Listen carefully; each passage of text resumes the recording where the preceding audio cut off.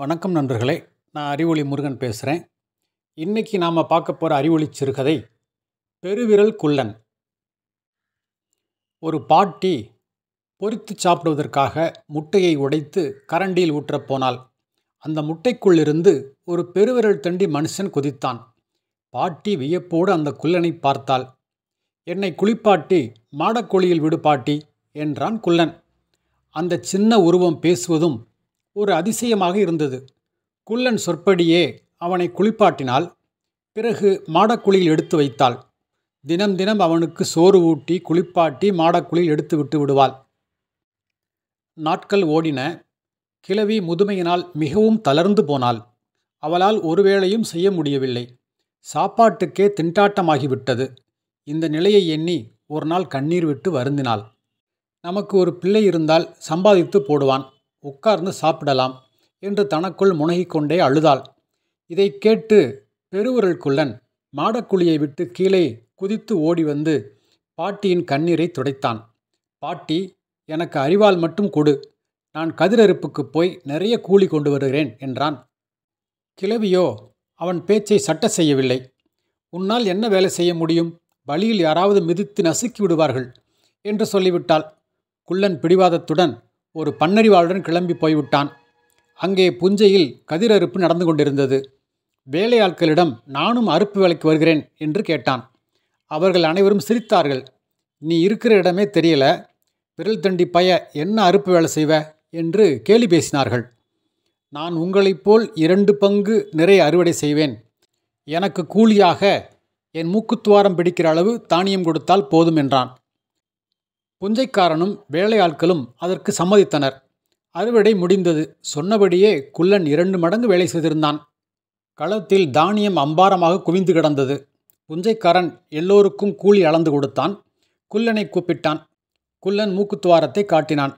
இத்தினூண்டு பயல், இவன் மூக்குத்துவாரம் எவ்வளவு தானியம் கொள்ளும் என்று அலட்சியமாக ஒரு பிடி தானியம் எடுத்து குள்ளன் மூக்கு வழியாக போட்டான். புஞ்சைக்காரன் தானியம் போன இடமே தெரியவில்லை. மேலும் ஒரு பிடி போட்டான். துவாரம் காலியாகத்தான் இருந்தது. வேலைக்காரர்களை அழைத்து குள்ளனின் மூக்குத்துவாரத்தில் கொள்ளும் அளவுக்கு தானியத்தை கொட்டும்படி உத்தரவிட்டான். என்ன அதிசயம்! வேலையாட்கள் மூட்டை மூட்டையாய் தானியத்தை குள்ளனின் நாசித்துவாரங்களில் கொட்டிக்கொண்டே இருந்தார்கள். நிரம்பவே இல்லை. தானிய குவியல் முழுவதும் காலியாகிவிட்டது. குள்ளன் மூக்கு நிறையவில்லை. புஞ்சைக்காரன் தலையில் கையை வைத்து கொண்டு உட்கார்ந்து விட்டான். குள்ளன் வீடு போய் சேர்ந்து பாட்டிக்கு முன்னால் மூக்கை சிந்தினான். மூடை மூடையாக தானியம் வந்து விழுந்தது. பாட்டி அளவற்ற மகிழ்ச்சி அடைந்தாள். சில நாட்கள் கழிந்தன. குள்ளனுக்கு கல்யாண ஆசை வந்துவிட்டது. பாட்டி, எனக்கு கல்யாணம் பண்ணணும், ராஜா மகளை பெண் கேட்டு வா என்று பாட்டியிடம் சொன்னான் குள்ளன். ராஜாவிடமா? நானா? அவ்வளவுதான், என்னை கொல்லாமல் விடமாட்டார் ராஜா என்று கூறி மறுத்துவிட்டாள். குள்ளன் தானே போய் ராஜாவிடம் பெண் கேட்க புறப்பட்டான். போகிற வழியில் எறும்பு கூட்டம் ஒன்று எதிர்பட்டது. குல்லா, எங்கே போகிற என்று கேட்டது. ராஜா மகளை பெண் கேட்கப் போறேன் என்றான் குள்ளன். நாங்களும் வருகிறோம் என்றன எறும்புகள். சரி என்று அவைகளை வலது காதில் அடைத்து கொண்டு நடந்தான் குள்ளன். கொஞ்ச தூரம் போனதும் நரி கூட்டம் தென்பட்டது. குள்ளன்னே, எங்கே போற என்று கேட்டான் நரிகள். ராஜா மகளை பெண் கேட்கப் போறேன் என்றான்.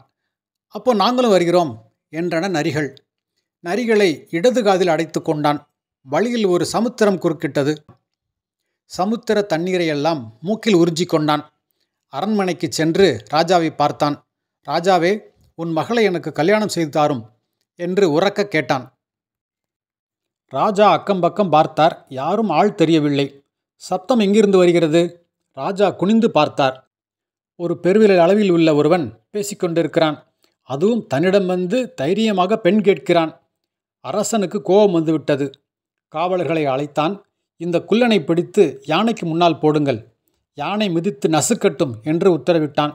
சேவகர்கள் அப்படியே செய்தார்கள். யானை காலை தூக்கி குள்ளனை மிதிக்க வந்தது. இவன் வலது காதுக்குள்ளிருந்த எறும்பு கூட்டத்தை வெளியே விட்டான். எறும்புகள் யானையை மொய்த்து கடித்தன. யானையின் கண்கள், தும்பிக்கை, காதுகள் எல்லாம் எறும்புகள்.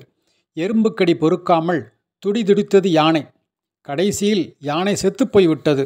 மறுநாள் ராஜா யானை கொட்டிக்கு வந்து பார்த்தார். யானை மாண்டு கிடக்க குள்ளன் நன்றாக இருந்தான்.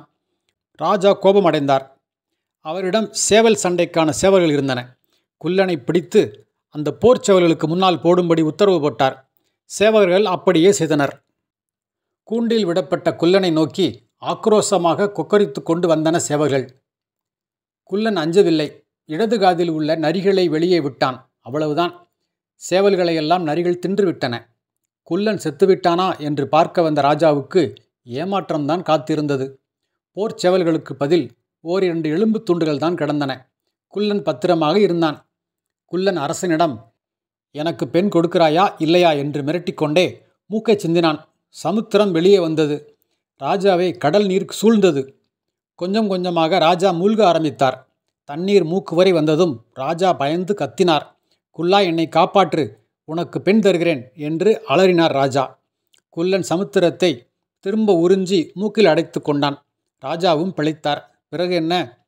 குள்ளனுக்கும் ராஜகுமாரிக்கும் கல்யாணம் விமர்சையாக நடந்ததாம். நன்றி நண்பர்களே. அடுத்த பதிவில் சந்திப்போம்.